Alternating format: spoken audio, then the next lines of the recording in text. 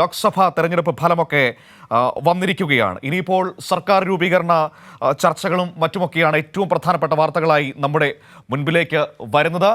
ഏതായാലും സർക്കാർ രൂപീകരണ ചർച്ചകൾക്കൊക്കെ തുടക്കം കുറിച്ചിരിക്കുകയാണ്. ഇന്ന് കേന്ദ്രമന്ത്രിസഭാ യോഗമുണ്ട്, NDAയുടെ യോഗമുണ്ട്, അതേസമയം തന്നെ ഇന്ത്യ മുന്നണിയുടെ യോഗം ചേരുന്നുണ്ട്. ഏറ്റവും പ്രധാനമാവുക BJPക്ക് ഇനി ഒറ്റയ്ക്ക് ഭരിക്കാനുള്ള, അല്ലെങ്കിൽ BJP ഇനി ഒറ്റയ്ക്ക് ഭരണം നടക്കില്ല. അവർക്കിനി പ്രധാനമായും നിതീഷ് കുമാറിൻ്റെയും ഒപ്പം തന്നെ ചന്ദ്രബാബു നായിഡുവിൻ്റെയും ഒക്കെ തീരുമാനങ്ങൾക്ക് വില നൽകേണ്ടി വരുന്ന ഒരു സാഹചര്യത്തിലേക്ക് കാര്യങ്ങൾ എത്തി നിൽക്കുകയാണ്.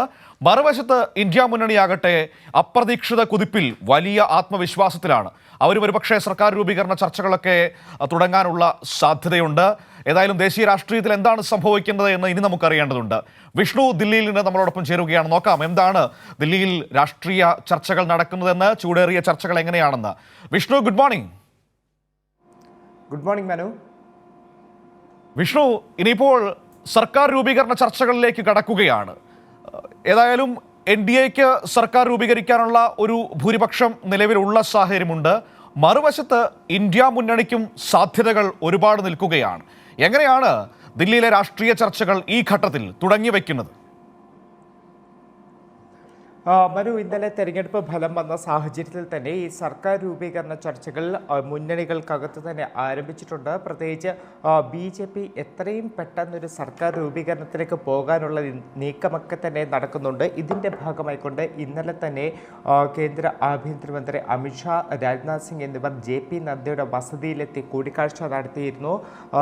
ഈ മുന്നണികളെല്ലാം തന്നെ ഒപ്പം നിർത്തിക്കൊണ്ട്, ഘടകകക്ഷികളെയൊക്കെ തന്നെ ഒപ്പം നിർത്തിക്കൊണ്ട് ഒരു സർക്കാർ രൂപീകരണത്തിലേക്ക് പോകാനാണ് BJP കണക്ക് കൂട്ടുന്നത്. പക്ഷേ അതിനുവേണ്ടി നിതീഷ് കുമാർ, അതോടൊപ്പം തന്നെ ചന്ദ്രബാബു നായിഡു ഇവരെയൊക്കെ തന്നെ കൂടെ നിർത്തിയാൽ മാത്രമാണ് BJPക്ക് ഒരു സർക്കാർ രൂപീകരിച്ച് മുന്നോട്ട് പോകാൻ കഴിയുക. അപ്പോൾ കഴിഞ്ഞ 2014 അല്ലെങ്കിൽ 2019 ഈ സമയത്തേക്ക് തന്നെ കാര്യങ്ങളിൽ നിന്ന് വളരെ വ്യത്യസ്തമായിട്ട് BJPക്ക് ഒറ്റയ്ക്കൊരു കാര്യം തീരുമാനിക്കാൻ കഴിയാത്ത തലത്തിലേക്കായിരിക്കും ഈ 2024 NDA സർക്കാർ എന്ന് പറയുന്നത്. അവിടെ തന്നെ നിതീഷ് കുമാർ, ചന്ദ്രബാബു നായിഡു ഇവരുടെയൊക്കെ അഭിപ്രായങ്ങൾ കൃത്യമായി കണക്കിലെടുത്തുകൊണ്ട് മാത്രമായിരിക്കും BJPക്ക് മുന്നോട്ട് പോകാൻ കഴിയുക. എന്തായാലും ഇവരുമായിട്ടൊക്കെ തന്നെ ചർച്ചകൾ നടത്തി എത്രയും പെട്ടെന്ന് ഒരു സർക്കാർ രൂപീകരിക്കാനുള്ള നീക്കമാണ് BJP നടത്തുന്നത്. ഇന്നെന്തായാലും 3 പ്രധാനപ്പെട്ട യോഗങ്ങളാണ് ദില്ലിയിൽ ചേരുന്നത്.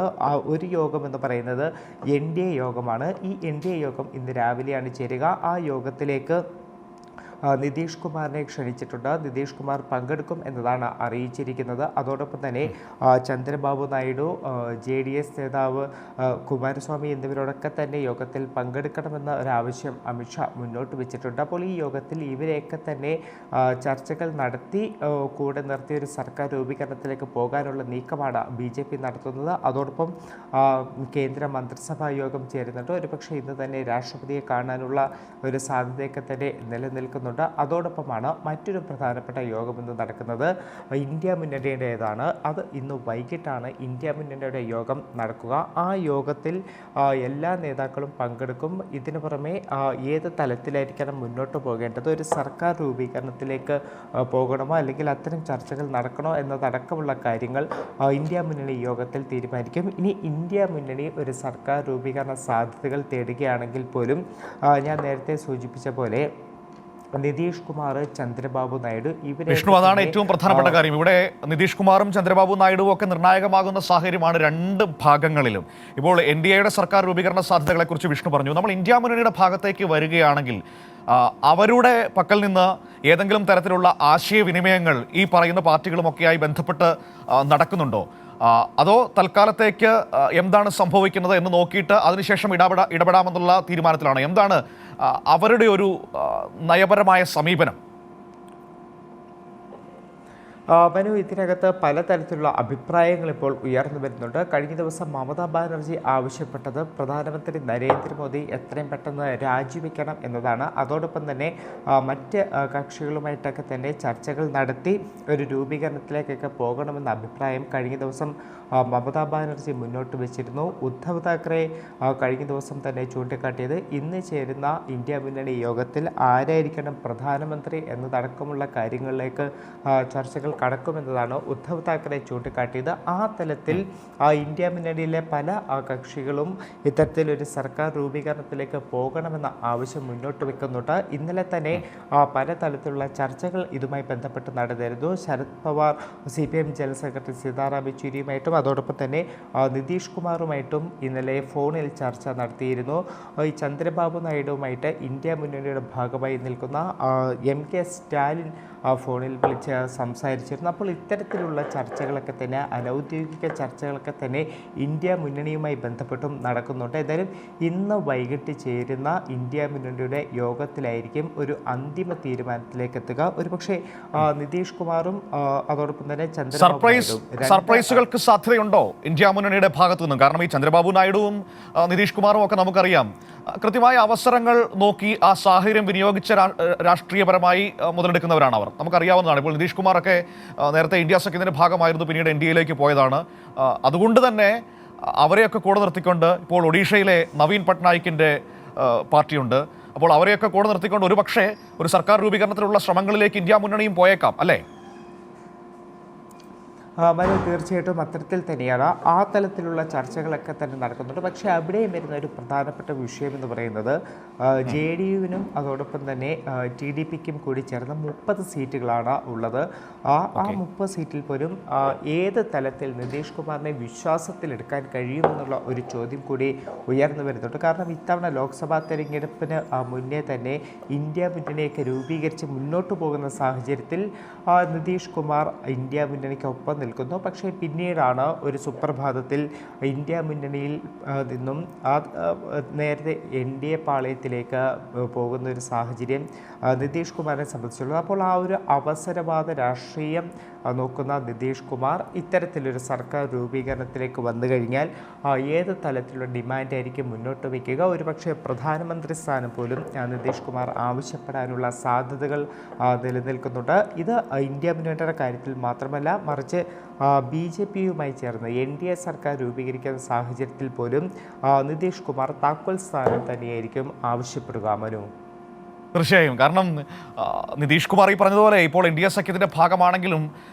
NDA സഖ്യത്തിൽ തന്നെ പലർക്കും അദ്ദേഹത്തോട് അത്ര താല്പര്യമില്ലാതിരുന്നൊരു സാഹചര്യം ഉണ്ടായിരുന്നു ഈ വോട്ടെടുപ്പിന് മുൻപ്. അതൊക്കെ മനസ്സിലുണ്ടാകാം.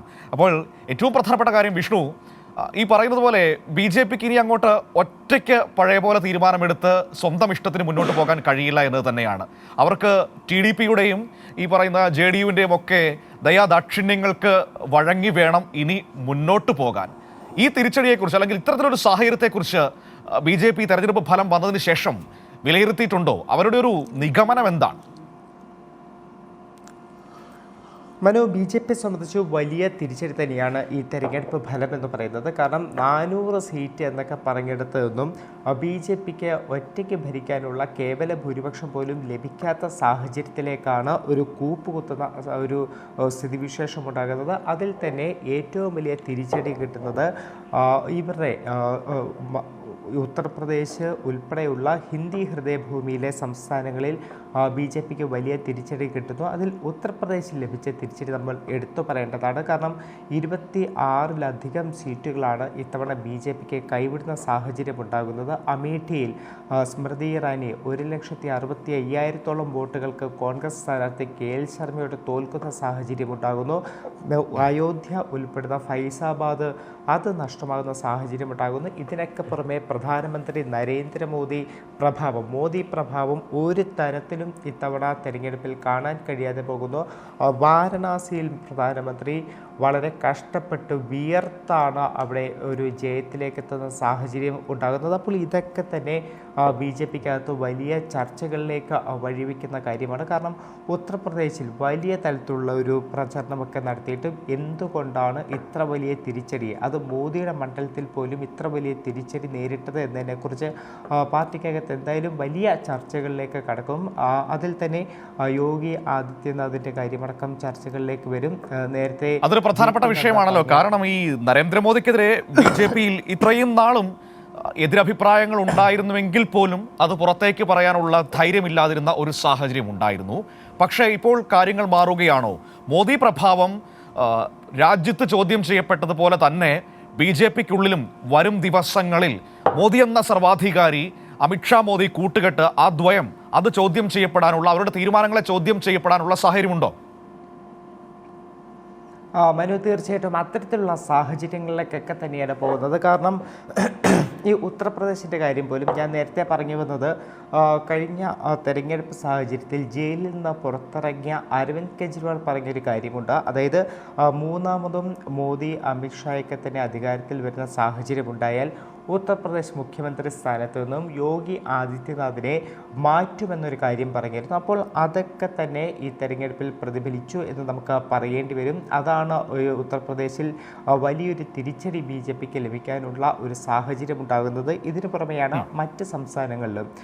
ഹരിയാനയിൽ 10 സീറ്റ് കഴിഞ്ഞ തവണയുണ്ടായിരുന്നു, അതിൽ 5 സീറ്റ് ഇത്തവണ കൈവിടുന്ന സാഹചര്യമുണ്ടായി. രാജസ്ഥാനിൽ കഴിഞ്ഞ തവണ നേടിയ സീറ്റിൽ നിന്ന് 11ഓളം സീറ്റാണ് ബി ജെ പിക്ക് ഇത്തവണ നഷ്ടമായത്. പഞ്ചാബിൽ 1 സീറ്റ് പോലും നേടാൻ കഴിയുന്നില്ല, മണിപ്പൂരിൽ 1 സീറ്റ് പോലും നേടാൻ കഴിയുന്നില്ല. അപ്പോൾ കൃത്യമായി ഈ പ്രശ്നങ്ങൾ നിലനിൽക്കുന്ന സംസ്ഥാനങ്ങളിൽ കൃത്യമായിട്ടൊരു രാഷ്ട്രീയം പറഞ്ഞ് ഈ ഒരു ഇന്ത്യ മുന്നണിയൊക്കെ തന്നെ മുന്നോട്ട് പോയ സംസ്ഥാനങ്ങളിൽ ബി ജെ പിക്ക് വലിയ തോതിൽ തിരിച്ചടി ഉണ്ടാകുന്നതാണ് നമ്മൾ കണ്ടത്. എന്തായാലും അത് ഈ തിരിച്ചടി ബി ജെ പിക്ക് അകത്ത് വലിയ തോതിലുള്ള ചർച്ചകൾക്ക് തന്നെയാകും വഴിവെക്കുക. മനു, മറുവശത്ത് ഇന്ത്യ മുന്നണിയെക്കുറിച്ച് കൂടി നമുക്ക് കുറച്ച് സംസാരിക്കേണ്ടേ? കാരണം ഇത്രയധികം വലിയൊരു നേട്ടത്തിലേക്ക് അവർ പോകുന്ന സാഹചര്യം, പ്രത്യേകിച്ച് ഹിന്ദി ഹൃദയഭൂമിയിൽ ഉത്തർപ്രദേശിൽ ബി ജെ പിക്ക് വലിയ തിരിച്ചടി ഉണ്ടാക്കുന്നു. അഖിലേഷ് യാദവിൻ്റെ ഒരു വലിയ മികവ് നമുക്കവിടെ കാണാൻ കഴിയുന്നു.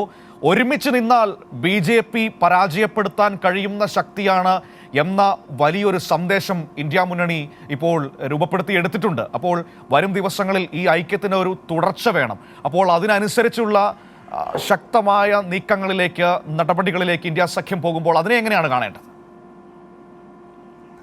മനു, തീർച്ചയായിട്ടും ഇന്ത്യ മുന്നണിക്ക് വലിയൊരു ഊർജം അല്ലെങ്കിൽ കരുത്ത് പകരുന്ന വിജയം തന്നെയാണ് നേടാൻ കഴിഞ്ഞിട്ടുള്ളത്. കാരണം 232 സീറ്റിലേക്കൊക്കെ തന്നെ ഇന്ത്യ മുന്നണി എത്തുമ്പോൾ അതിൽ എടുത്തു പറയേണ്ടതാണ് അഖിലേഷ് യാദവിൻ്റെ പേരൊക്കെ തന്നെ നമ്മൾ എടുത്തു പറയേണ്ടതാണ്. കാരണം ഉത്തർപ്രദേശിൽ നമ്മൾ ഇത്രയും നേരം പറഞ്ഞതുപോലെ ബി ജെ പിക്ക് വലിയ തിരിച്ചടി ഉത്തർപ്രദേശിൽ കിട്ടുന്നു. അവിടെ അഖിലേഷ് യാദവിൻ്റെ ഒരു തിരിച്ചുവരവ് കൂടി നമുക്ക് കാണാൻ കഴിയുന്നുണ്ട്. കാരണം അഖിലേഷ് യാദവ് വലിയ തോതിൽ സീറ്റ് സമാഹരിക്കുന്നു. 38ഓളം സീറ്റുകളിലേക്ക് എസ് പി വിജയത്തിലേക്ക് എത്തുന്ന ഒരു സാഹചര്യം ഉണ്ടാകുന്നു.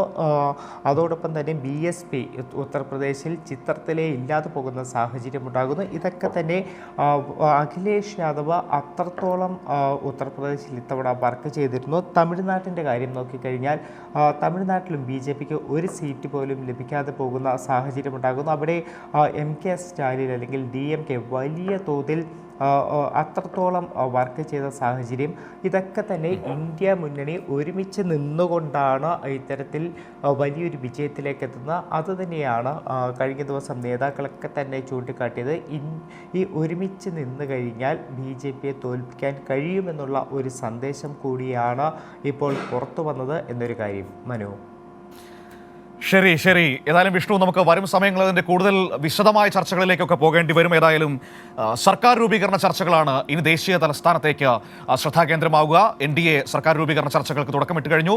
മറുവശത്ത് ഇന്ത്യ സഖ്യവും സർക്കാർ രൂപീകരണത്തിൻ്റെ സാധ്യതകൾ തേടുകയാണ്. ഇവിടെ ഏറ്റവും നിർണായകമാകുന്നത് അത് തെലുങ്ക് ദേശം പാർട്ടി ചന്ദ്രബാബു നായിഡു, മറുവശത്ത് JDU ബീഹാറിൽ അവിടെ നിതീഷ് കുമാർ തുടങ്ങിയവരുടെയൊക്കെ സാന്നിധ്യം ഏറ്റവും നിർണായകമാകുന്നു. കാരണം അവരുടെയൊക്കെ ഒരു ആശ്രയത്തിൽ മാത്രമേ ഇനി സർക്കാർ രൂപീകരിക്കാൻ NDAക്ക് കഴിയുകയുള്ളൂ എന്നതും ഏറ്റവും പ്രധാനപ്പെട്ടതാണ്. മറുവശത്ത് ഇന്ത്യ സഖ്യവും ഇവരൊക്കെയായി ആശയവിനിമയം നടത്തുകയാണ്. സർപ്രൈസുകൾക്ക് സാധ്യതയുണ്ടോ എന്നതടക്കം നമ്മൾ കാത്തിരുന്ന് കാണേണ്ടതാണ്. ഏതായാലും BJPയെ സംബന്ധിച്ച് ലോക്സഭാ തെരഞ്ഞെടുപ്പ് ഫലം എന്ന് പറയുന്നത് വലിയ തിരിച്ചടി സമ്മാനിച്ചിരിക്കുകയാണ്. അവരുടെ ഏകാധിപത്യ നടപടികൾ ഇനി രാജ്യത്ത് നടക്കില്ല എന്ന് തെളിയിച്ചിരിക്കുകയാണ് ഇന്ത്യ സഖ്യത്തിൻ്റെ ഈ വലിയ കുതിപ്പ്. ഇത്രയും നാളും ഒറ്റയ്ക്ക് സ്വന്തം ഇഷ്ടപ്രകാരം തീരുമാനമെടുത്ത മോദി അമിത്ഷാ ദ്വയത്തിന് ഇനിയിപ്പോൾ ഈ പറയുന്ന ഘടകകക്ഷികളുടെ ദയാദാക്ഷിണ്യത്തിന് അവരുടെ വാക്കുകൾക്ക് ചെവി കൊടുക്കേണ്ടി വരുന്ന സാഹചര്യം ഉണ്ടാകുന്നു. മറുവശത്ത് വേണമെങ്കിൽ സർക്കാർ രൂപീകരിക്കാനുള്ള സാഹചര്യങ്ങൾ, സാധ്യതകൾ ഇന്ത്യ സഖ്യത്തിന്റെ മുൻപിലുമുണ്ട്. ഇതൊക്കെയാണ് ഇനി വരും സമയങ്ങളിൽ നമ്മുടെ ദേശീയ രാഷ്ട്രീയത്തെ ശ്രദ്ധേയമാക്കാൻ വേണ്ടി പോകുന്നത്.